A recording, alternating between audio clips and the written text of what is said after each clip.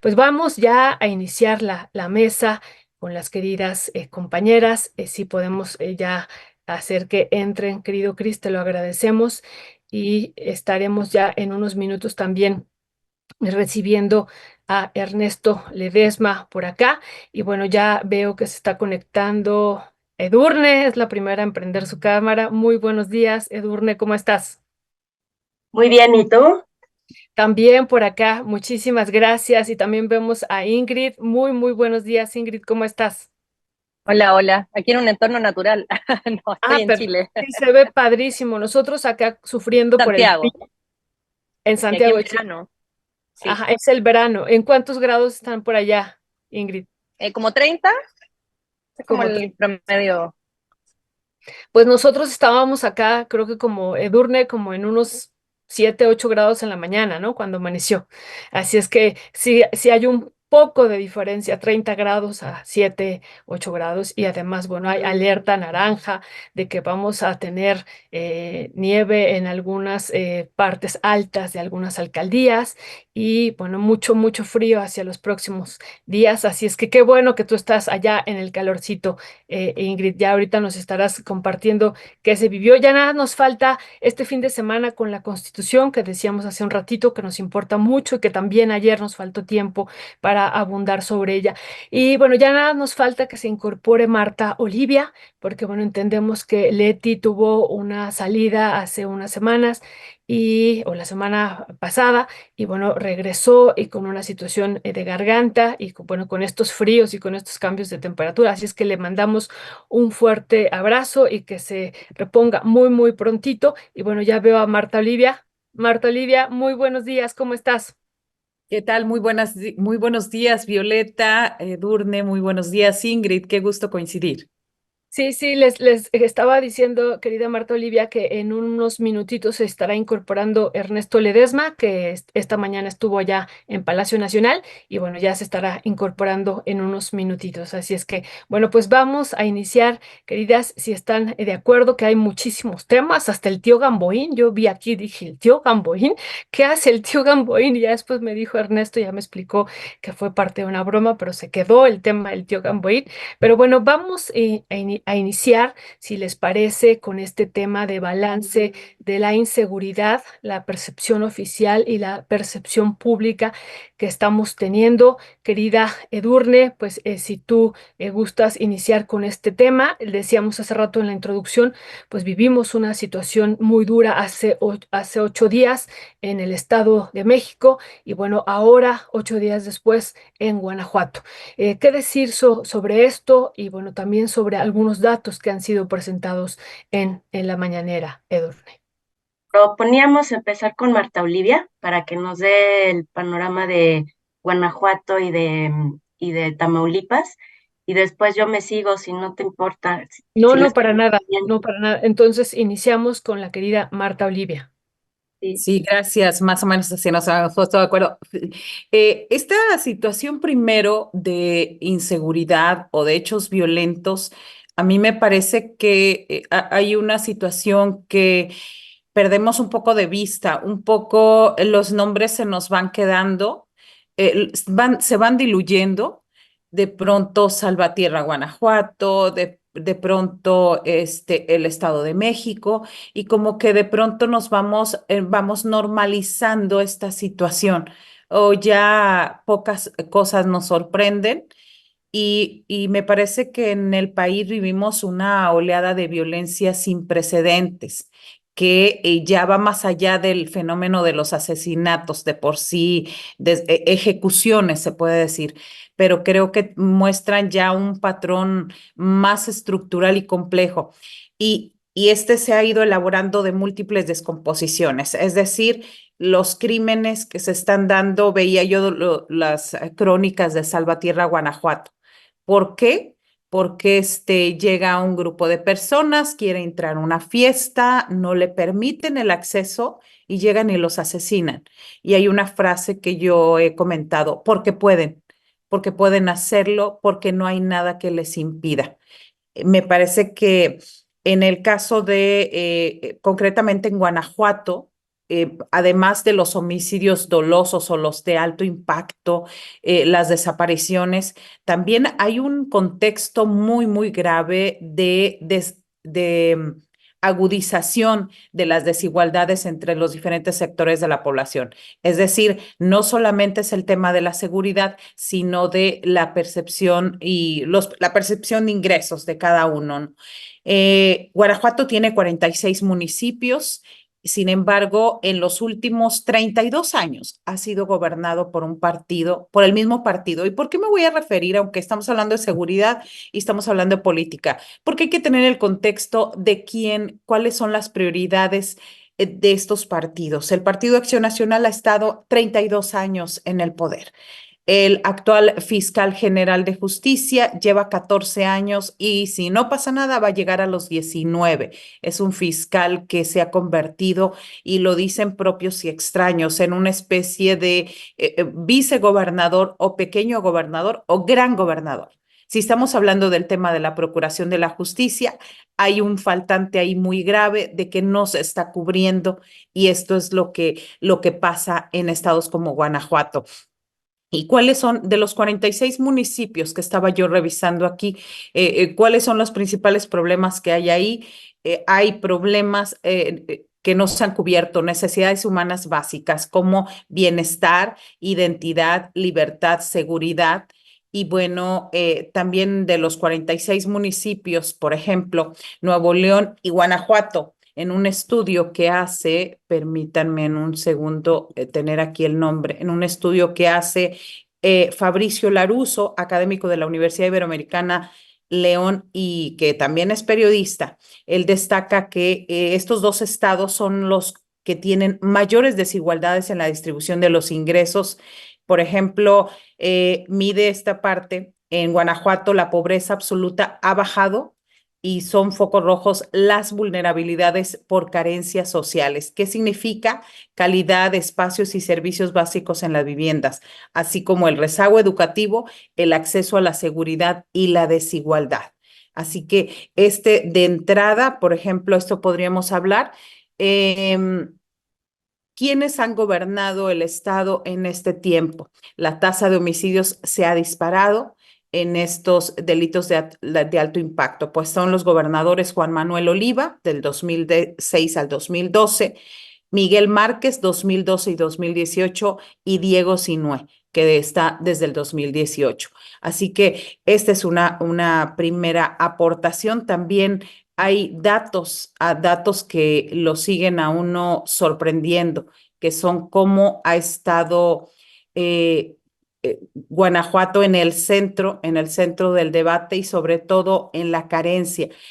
Otra información que tiene que ver con la impunidad en México y que todo esto tiene es el contexto. De cada 100 delitos que se cometen, solo 6.4 se denuncian.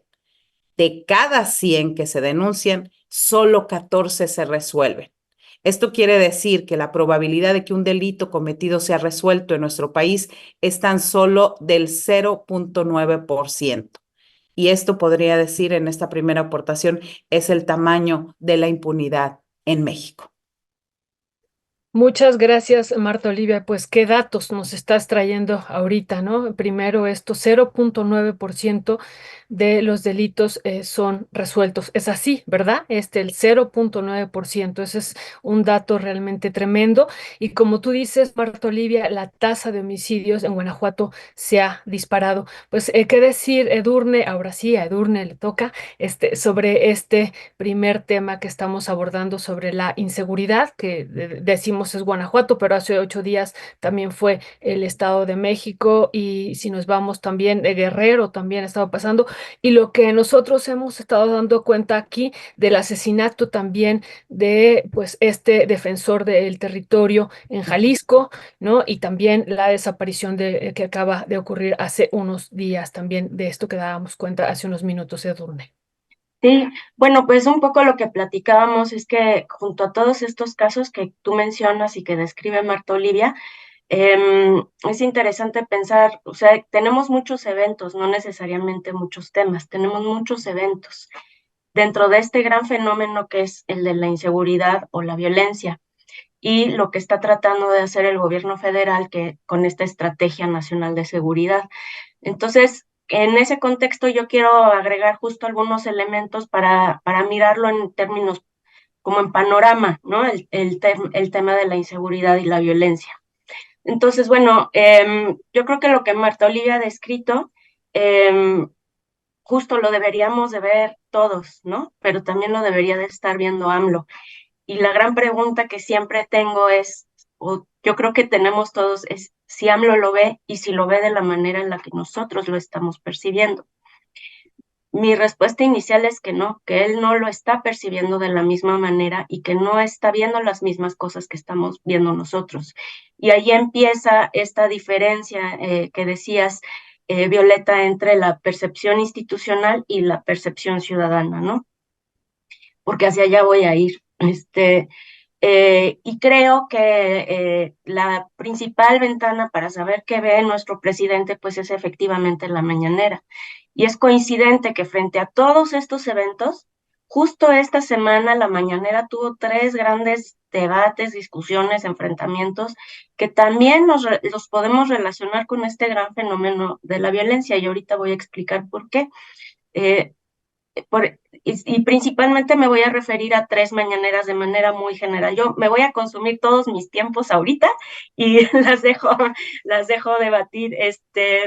La mañanera del 13 de diciembre, la del 14 y la de ayer 18, particularmente. Miren, el 13 de diciembre, que todo el mundo hablamos del debate entre Reina Aide y Nancy Flores de Contralínea.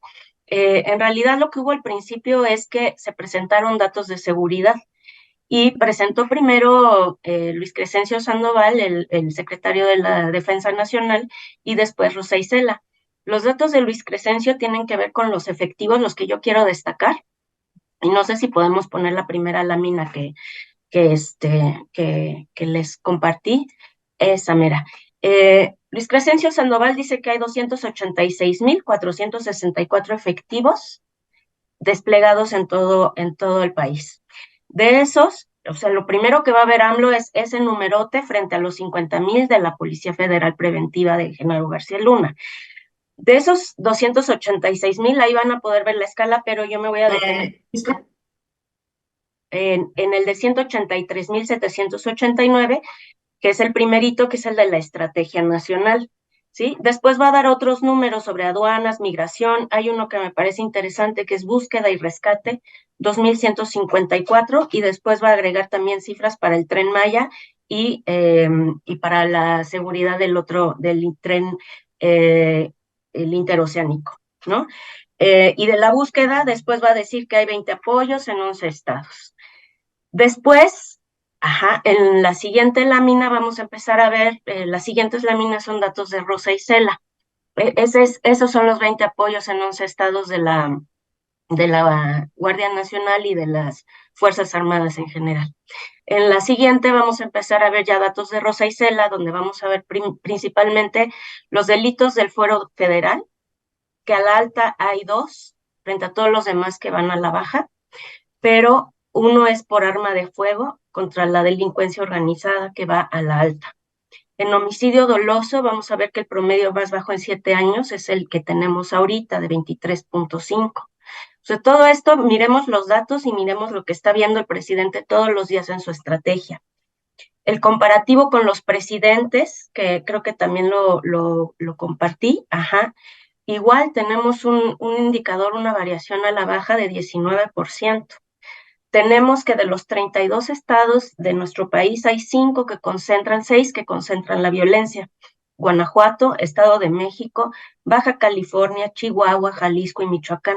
En esos 6 estados está el 47% de la violencia, es decir, tenemos aquí una percepción de estado con esta información, con estos elementos a los que les están dando seguimiento, con una estrategia focalizada en 6 estados y después, como vamos a ver, en 50 municipios. De esos 50 municipios, lo que nos va a decir es que el 50% de los delitos están a la baja. En el caso del feminicidio tenemos también 28.7% a la baja, en el secuestro 77.6% a la baja. Entonces, frente a todos estos datos, y todos los que presentan cada semana, cada quincena, cada mes, cuando termina esto, hablan dos periodistas. Una de esta chica que es de muchos medios, ahorita les digo su nombre, es esta, eh, ay, se me fue. Y la otra es Reinaide, ¿no? Y Reinaide, frente a todos estos datos, la pregunta que le hace es, ¿qué opina usted de que la gente tenga que defenderse en propia mano?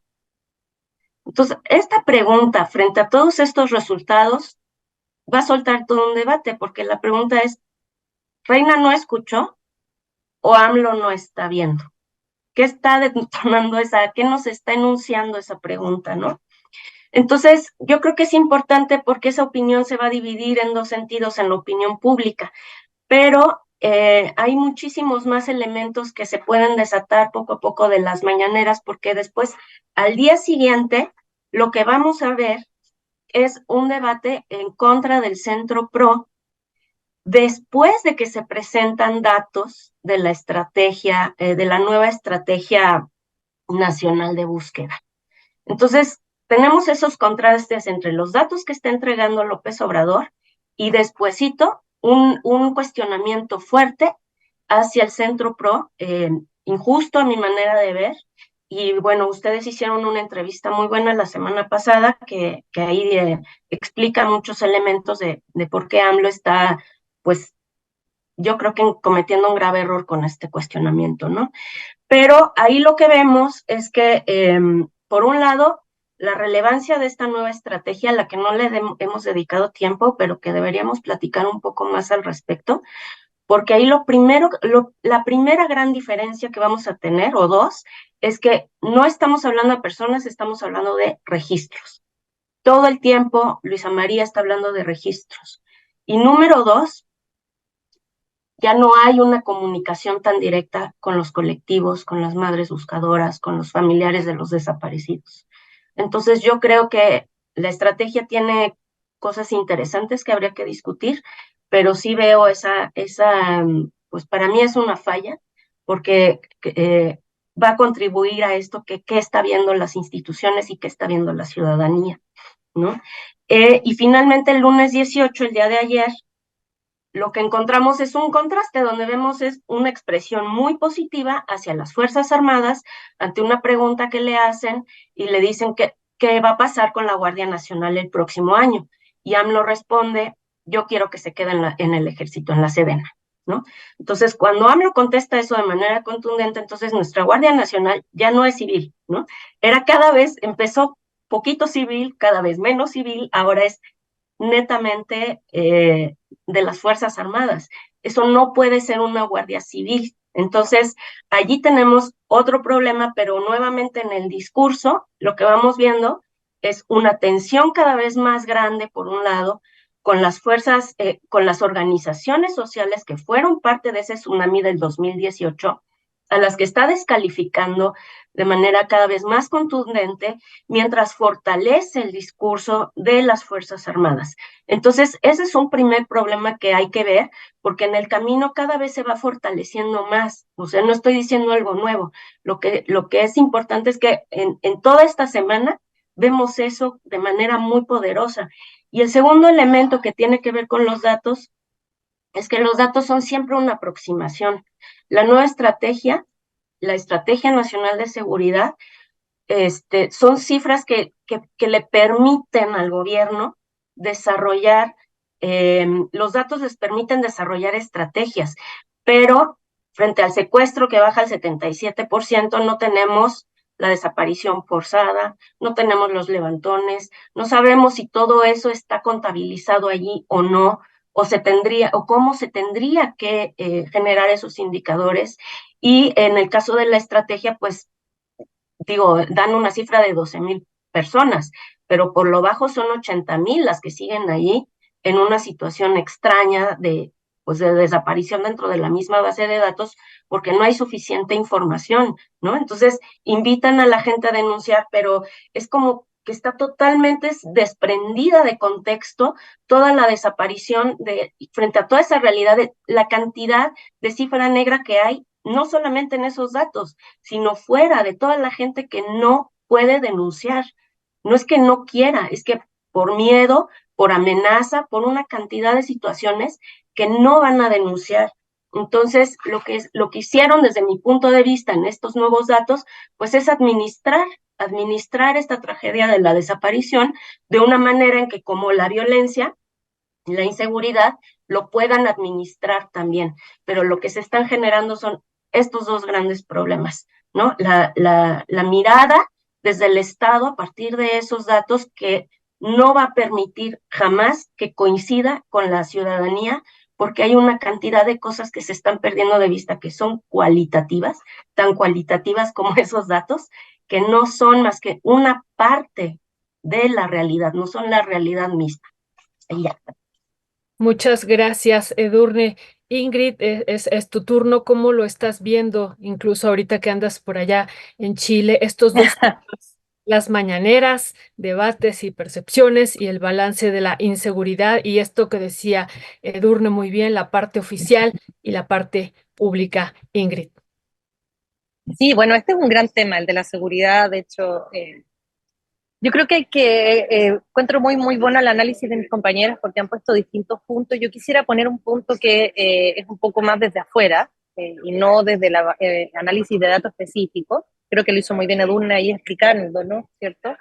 Pero yo creo que este es un tema que hay que verlo en su perspectiva, digamos, histórica, no a historicismo, sino que dónde estamos situados, cuál es el pasado de esta situación y cuál es el eventual futuro, ¿no? El tema de la seguridad es algo que uno no pudiera decir que apareció en el gobierno de AMLO, ni mucho menos. Yo creo que ahí hay que reconocer que llevamos un largo camino eh, de, digamos, inseguridad generalizada en distintas formas, ¿cierto?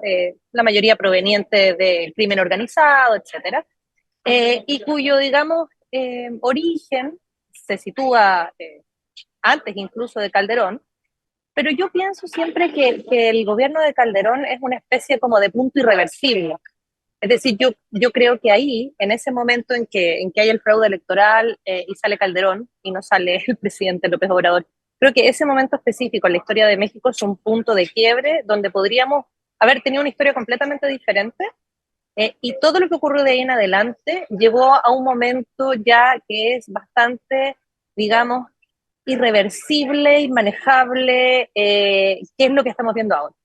Eh, Toda la guerra contra el narcotráfico de Felipe Calderón, o digamos la guerra para fortalecer al cártel de Sinaloa, que es la realidad, digamos, ya lo sabemos, ¿no? Y es de manera oficial.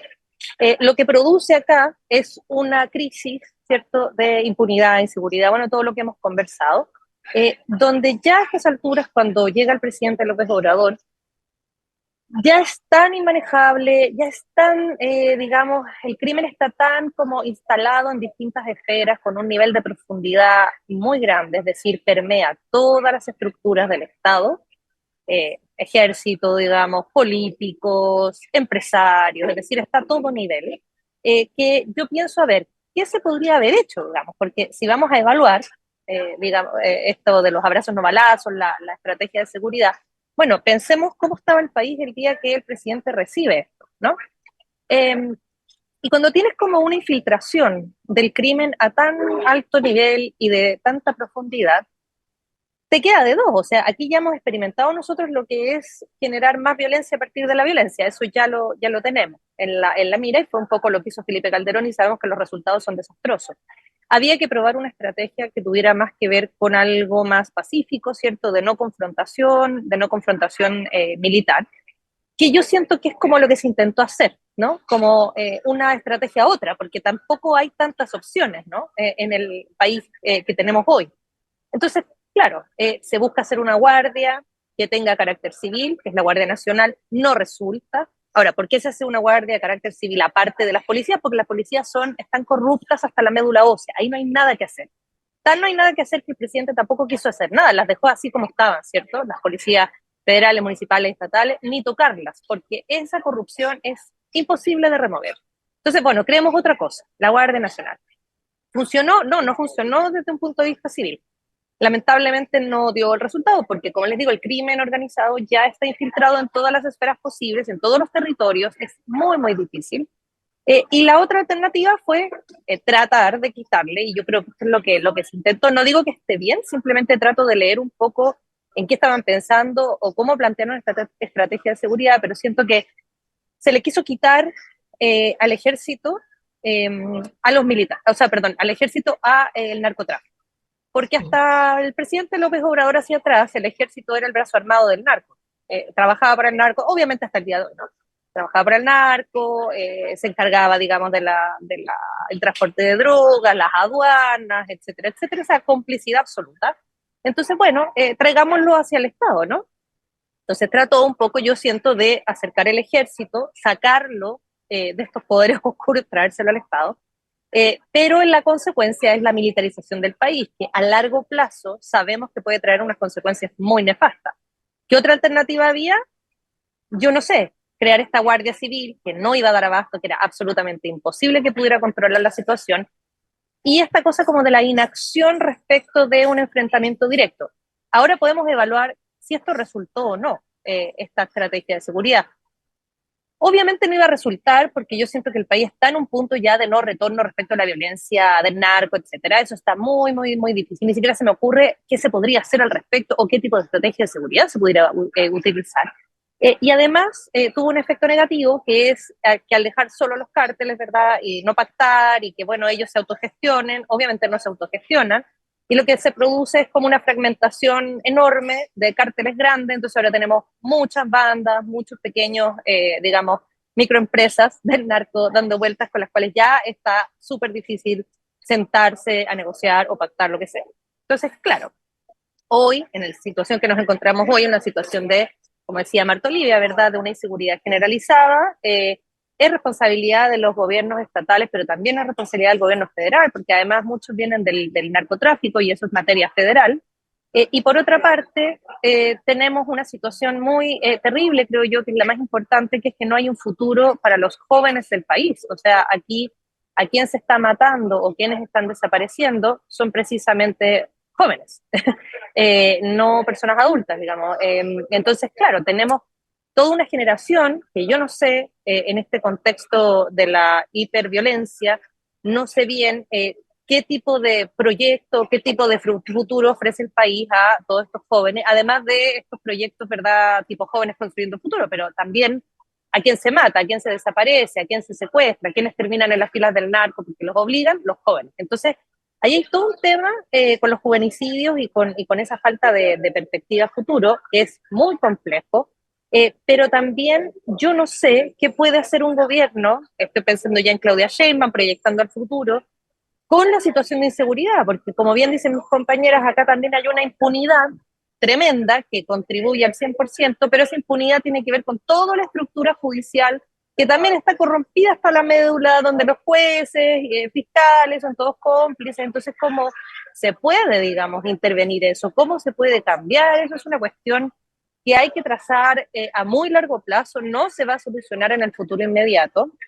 Y por último, para terminar, lo que sí me parece grave, y ahí tiene que ver más con el análisis del discurso que con la situación en sí, es la forma como el presidente ha abordado estas violencias en los últimos días. Me parece que esta cosa de revictimizar a los jóvenes o decir que, bueno, ellos tienen la culpa de lo que les pasaba porque estaban en malos pasos, o echarle la culpa, digamos, a su situación en particular, es desconocer que hay una violencia estructural y además es la típica estrategia un poco como para disminuir la gravedad de lo que está pasando.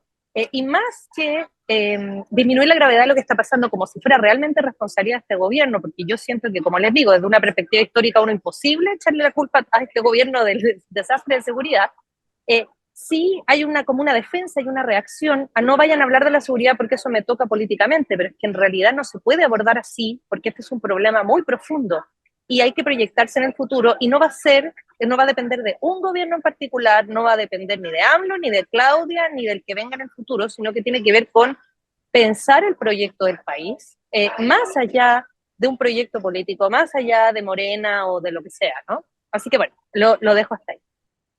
Muchas gracias, Ingrid. Marta Olivia, pues con allá está Ernesto. Ernesto, muy buenos días.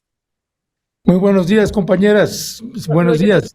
no te había visto. Sigan adelante mientras yo me engancho un poquito ahí Bienvenido, de lo que Ernesto, y está. ahorita nos platicarás. Gracias, Órale, Ernesto. gracias. Marta Olivia, esta parte, este otro tema que ya también está abordando ahorita tanto Ingrid como Edurne, las mañaneras, los debates que ha habido, las percepciones en torno a este tema de la violencia y esta pregunta que retoma ahorita Edurne, que me parece importante después de lo que vivimos en Texcaltitlán, en el Estado de México, esto que le pregunta Reina Aide al presidente, ¿qué opina usted de que la gente tenga que defenderse por su propia mano?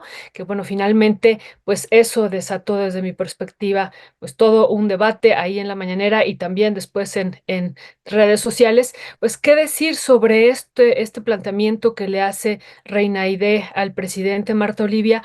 Y sobre todo, cómo, como decía ahorita Ingrid, cómo ha estado abordando el tema de la violencia y también Edurne, el presidente, ¿no? Se le toca ese tema y él inmediatamente sale con las estadísticas y dice la violencia pues venía con una tendencia a la alza y la hemos detenido y bueno, vamos, la vamos contendiendo, pero realmente esta situación pues no es tan grave, así lo interpretamos desde su lectura de él y estamos haciendo pues lo de las becas, estamos entregando apoyos pues como parte de la estrategia. ¿Qué decir sobre todo esto, querida Marta Olivia? Sí, primero retomar esta parte que comentaba yo que las diferencias estructurales y que no solamente es la seguridad, sino toda la diferencia que hay en estos municipios, en estos estados en los que hablábamos. Yo quiero un poquito regresarme, si me permites, un poco en la reflexión. Es que no tenía, había hecho mi tarea, pero no la encontraba por aquí. Es los datos, ahora sí que los datos duros de los que todos nos enteramos. Entonces, esas preguntas que se hacen en la mañanera van con esta documentación en el sentido de y preocupación de lo que pasa en el país. Por ejemplo, a mí datos del gobierno de México, no de ninguna institución, arrojan, por ejemplo, que en Guanajuato es uno de los 10 estados mexicanos con mayor presencia de elementos de la seguridad nacional, es decir, unos 6,613 efectivos o lo que es igual a un elemento de esta corporación por cada 933 habitantes de Guanajuato. Y también está considerado esta entidad el más violento de México, con un acumulado de 3,029 homicidios dolosos. Esto de acuerdo a datos del Secretariado Ejecutivo del Sistema Nacional de Seguridad Pública, con corte al 16 de diciembre de este año. Y el Estado ocupa desde el 2018 el primer lugar en homicidios intencionales en México con más de 24,000 registros. Es decir, basados con estos datos es si nosotros estamos viendo estos datos públicos que todo mundo tiene acceso, o digamos, quienes nos comunicamos, quienes somos reporteros y demás, ¿cuáles datos no tiene el presidente y el gobierno de México al respecto? Y sí, es una cuestión, volvemos al punto que también lo ha retomado Ernesto, es la visión y qué se está haciendo para atacar este problema de inseguridad en el país. Y también quiero comentar esta parte de Tamaulipas, aunque me clavé mucho con Guanajuato, Tamaulipas, vivimos una situación pues grave porque hay un descontrol de los cárteles ahora yo podría decir se ha agudizado en los últimos 4 meses y las cifras hablan de otra situación, pero ya saben que las cifras luego van desfasadas. ¿Qué es lo que ha pasado aquí, por ejemplo, en Tamaulipas? Pues cuando hay una cifra a la baja, pues todo mundo se alegra, aunque a veces en las carreteras no se pueda circular con tanta tranquilidad. La encuesta nacional de victimización y percepción sobre seguridad pública del INEGI señala que pues en este gobierno de Tamaulipas en el presente año la percepción de inseguridad bajó del 78,1% al 74,9%, lo que significa la cifra más baja en los últimos 10 años. Y bueno, puedo hablar de esta situación. Eso no hay aguas, estamos hablando de percepción. eso no quita que estemos con problemas de bloqueos, con problemas. Ayer mismo el colectivo Amor por los Desaparecidos en Reynosa hablaba de un nuevo campo de exterminio, y eso es las situaciones que son las más preocupantes, que todas estas notas no se nos hagan comunes y se pierdan en el cúmulo de información y en el cúmulo del día a día, ¿no? El decir ahora, por ejemplo, lo que hablan, este asesinato en Copala del integrante del MULTE, del Movimiento Unificador de Lucha Triqui, que de pronto Texcatitlán se va quedando atrás, de pronto Salvatierra va quedando atrás. Y bueno, quiero también un poco retomar esta parte de qué se hace, qué es lo que causa la inseguridad o cómo se involucran los jóvenes en esto. Pues obviamente son un grupo que ha sido excluido de las decisiones importantes del país, que ha tenido discriminación social y aparte poco acceso a la educación y poco acceso a una situación, un trabajo bien remunerado, y tradicionalmente se les han considerado que carecen de planes o proyectos de vida y son considerados como que no se pueden adaptar al medio social. Entonces, lo que ha hecho, no ahora, no Andrés Manuel López Obrador, no, es decir, es un problema estructural de hace muchísimas décadas, no los toman en cuenta y se sienten más identificados en algunos casos por necesidad verse más cerca de los grupos del crímenes, porque ahí sí hay más alternativas de sobrevivencia que las que viven actualmente. Eso, de ahí a la mañanera, cierro con esto, es de que todos los cuestionamientos de los periodistas hacia el poder son necesarios e importantes. El asunto, creo yo, que de pronto se polarizan demasiado en defender cada uno una posición y no se tienen, y en esa polarización cada quien toma su lugar y se pierde un poco la perspectiva.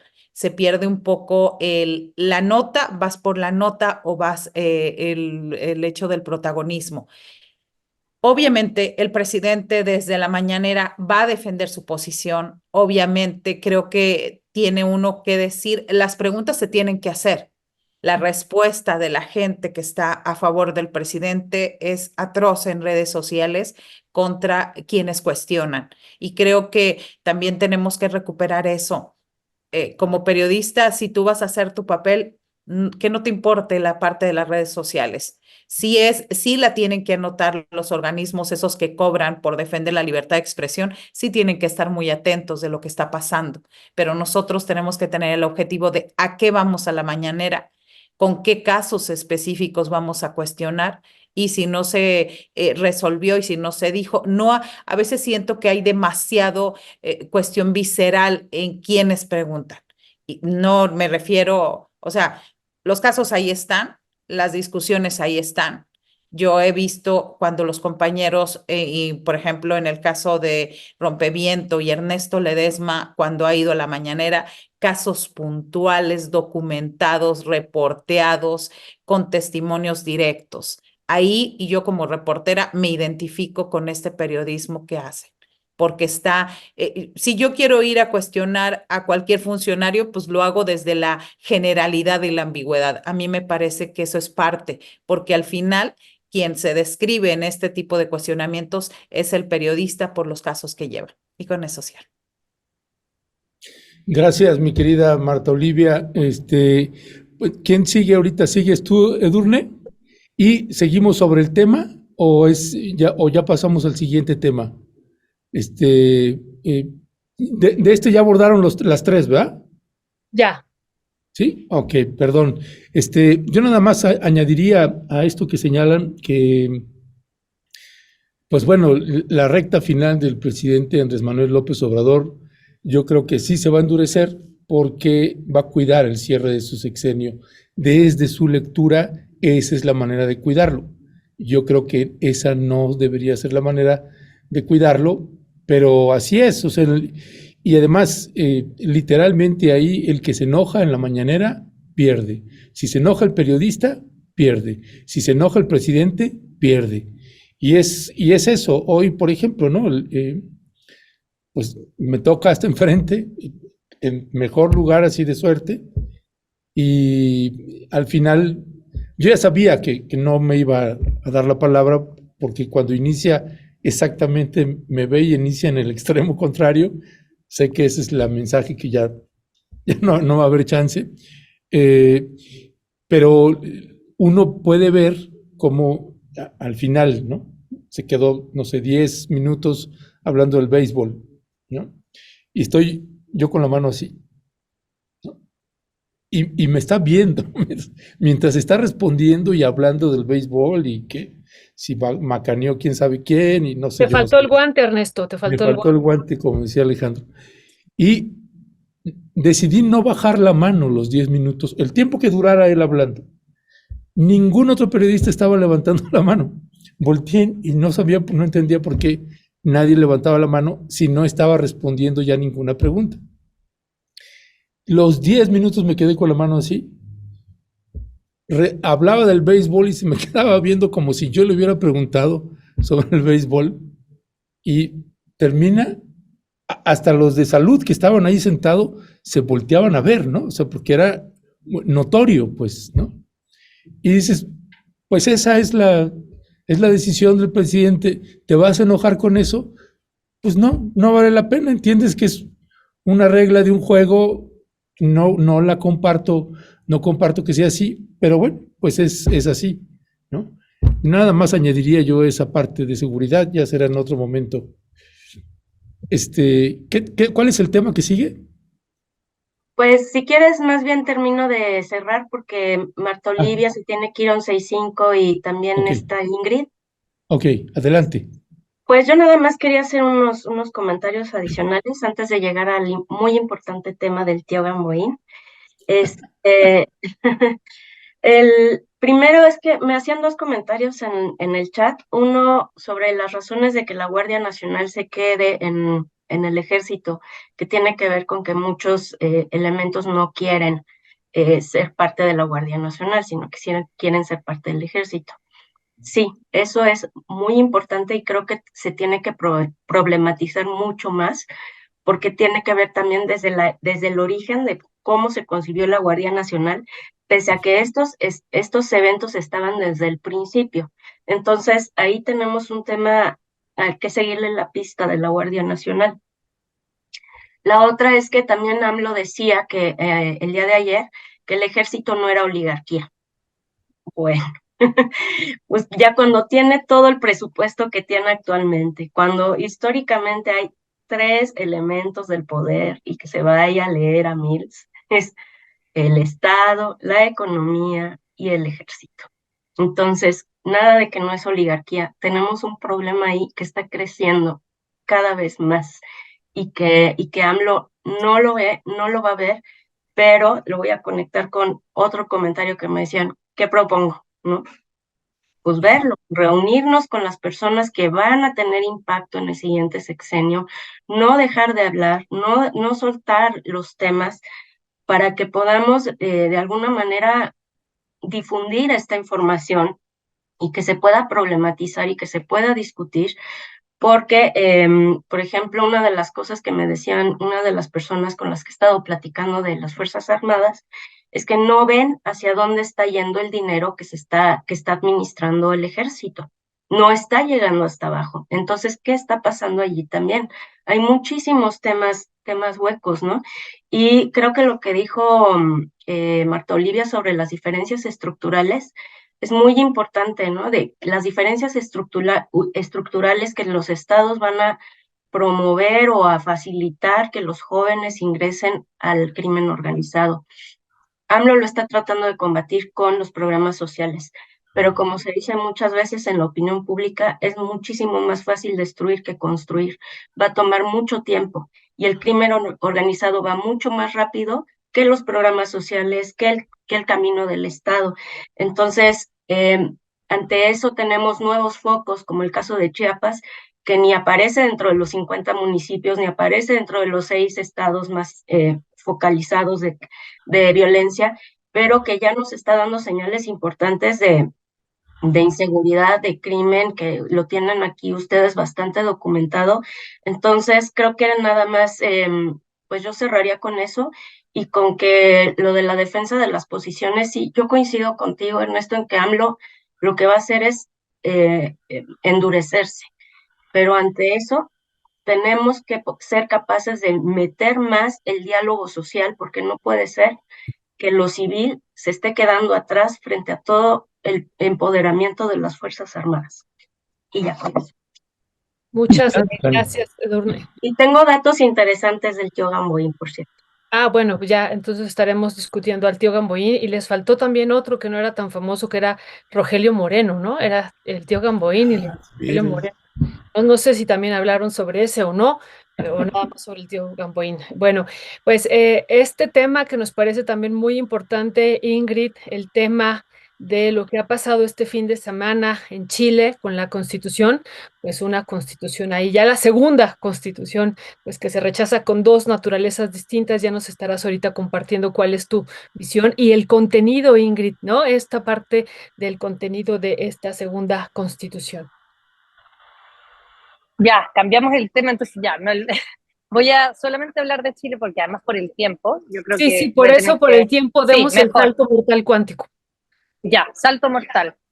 Nada, bueno, la situación de Chile es bien extraña, ¿no? Estamos acá a un par de días de la última votación por un texto constitucional fallido, otro más.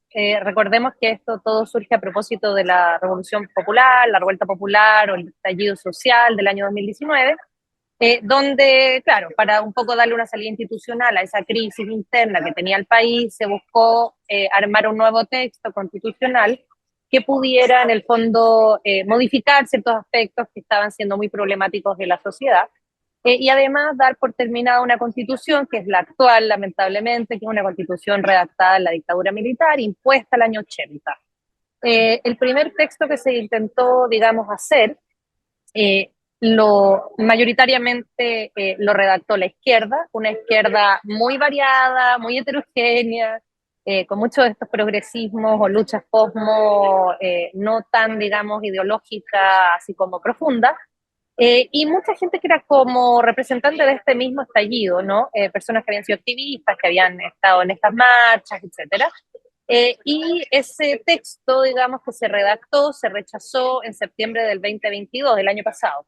Era un texto muy de avanzada, demasiado de avanzada para la realidad del país, yo diría, donde no había una buena lectura de las reales necesidades de las personas, es decir, mucha lucha, digamos, como de movimientos sociales, pero muy despolitizado, con primordial atención a cuestiones tipo los derechos de los animales, la atmósfera, ¿verdad? Como los seres sintientes, un feminismo muy de avanzada, pero que en ese minuto no le hizo sentido, digamos, a la sociedad, porque realmente la gente está más preocupada de comer y de pagar su renta. Entonces, obviamente que este tipo de luchas sociales tienen que ir con la lucha de clases de base y eso no, digamos, no se estaba abordando así. Entonces fue rechazado, no le hizo sentido a la sociedad.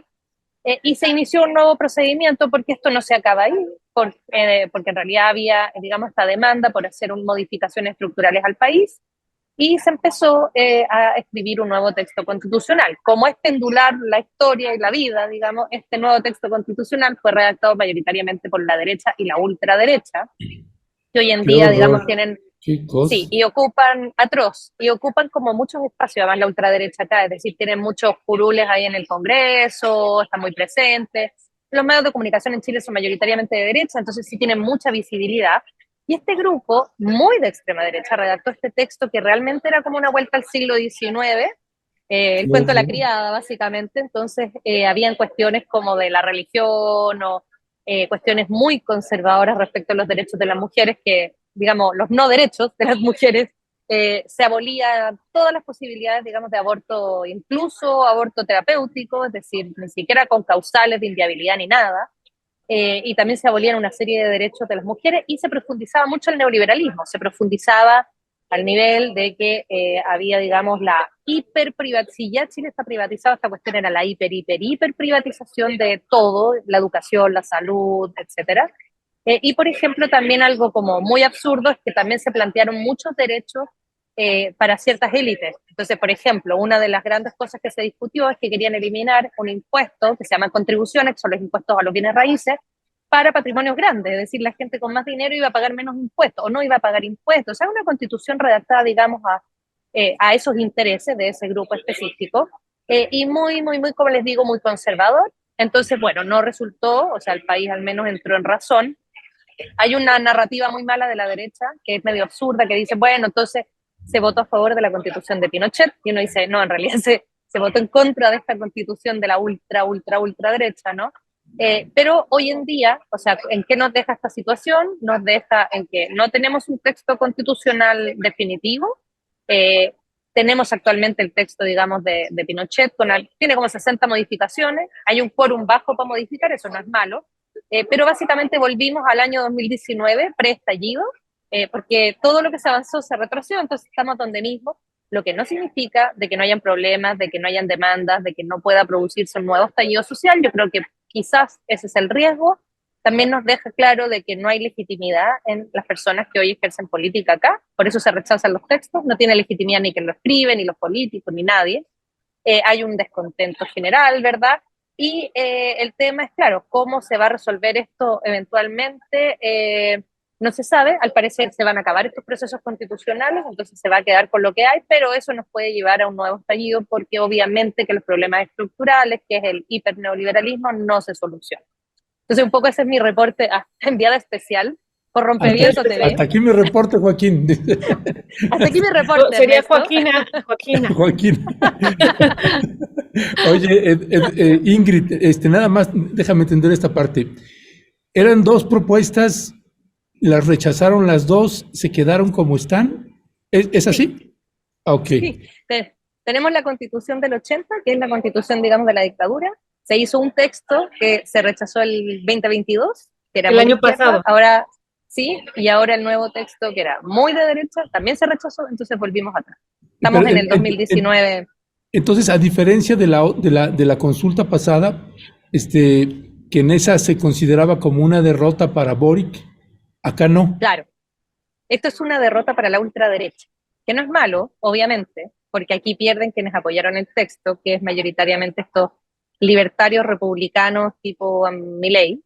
Entonces, de alguna manera lo que se está diciendo es que en el fondo Chile necesita o busca algo que es más de centro. A mí no me gusta el centro porque siempre siento que es la derecha igual, pero algo más de centro y no estas dos versiones como de muy izquierda o de muy derecha.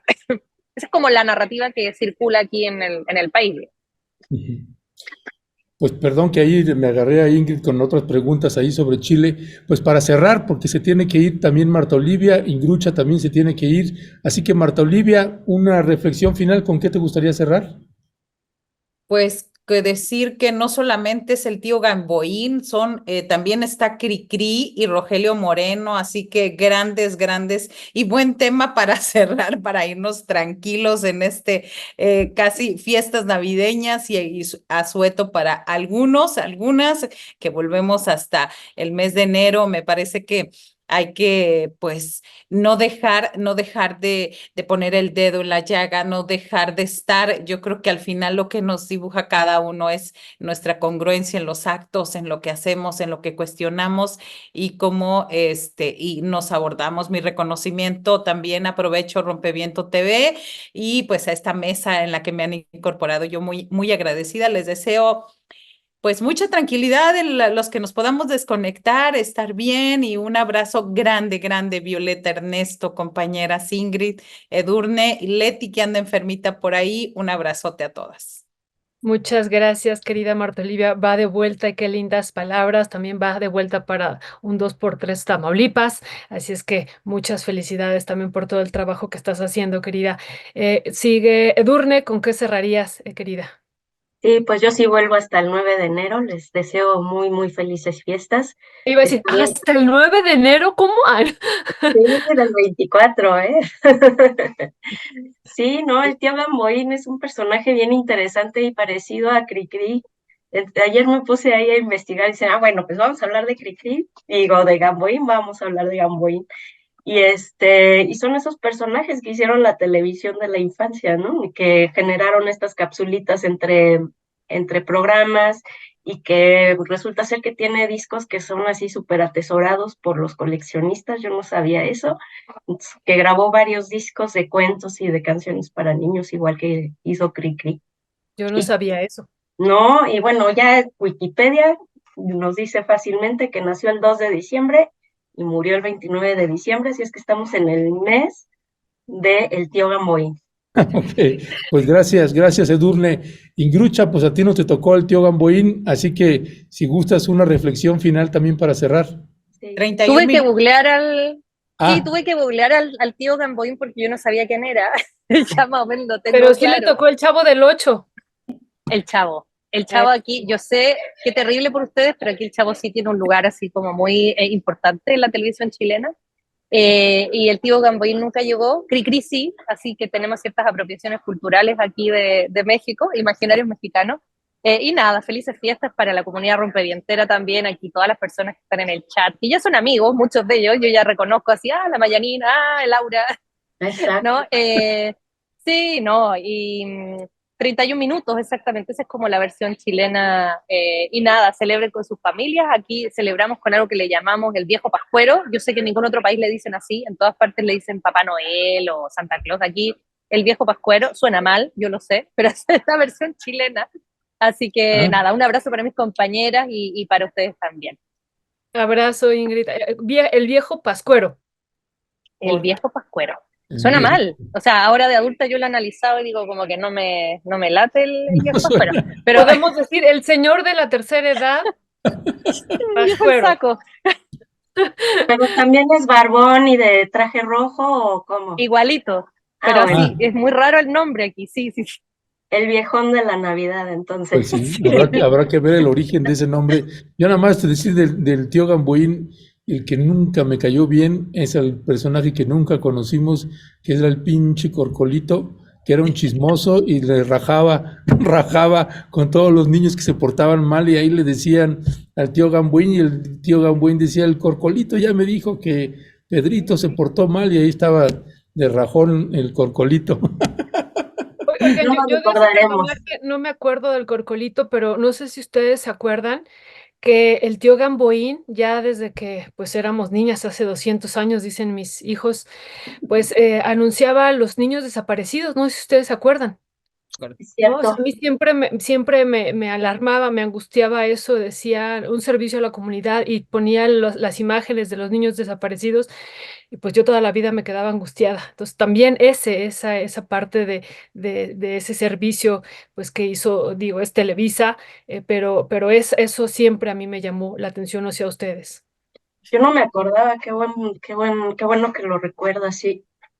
Ese se sentía gacho. Yo me acuerdo, pues como soy de Poza Rica, Veracruz, pues yo veía al tío Gamboín y decía, pues esos los desaparecen en la Ciudad de México, ¿no? Y entonces para mí era solo en la Ciudad de México y más preocupado estaba por el pinche Corcolito chismoso que andaba ahí rajando por todos lados. Pero bueno, pues muchísimas gracias, muchísimas felicidades, chicas. Y Queridas, un abrazo, pásensela muy bien. sí, Muy, oye, muy felices fiestas. y nada más para cerrar, alguien, no me acuerdo quién estaba comentando, Marta Olivia, que vas a estar cubriendo a Julio. Sí, estoy cubriendo esta semana junto con Arturo Cano esta semana y la 1 de enero, así que vamos a andar ahí, damos Ok, ¿de qué hora a qué hora es? de 1 a 3 a la hora que está Astillero Informa, de 1 a 3 todo este lunes a viernes. Pues ya Ahí lo te vio usted, seguimos, Marta no Olivia. se pierda, ahí vamos sobre la Marta Olivia y el Arturo Cano. Pues Gracias. ahora Yo voy sí, a estar mañana, Marta Olivia, así que nos vamos a encontrar ahí de nuevo. Ahí vamos a coincidir. Y en la Ahí noche, estamos Vamos a pendientes. coincidir. y en la noche, recuerden, hoy es martes con Ernesto Ledesma en un 2x3 a las 8:50, 9 de la noche, por ahí nos encuentran. Ahí estamos pendientes. Un abrazo. No se Cuídense lo mucho. pierdan. gracias, Gracias. chao, chao. Muchas gracias, bye.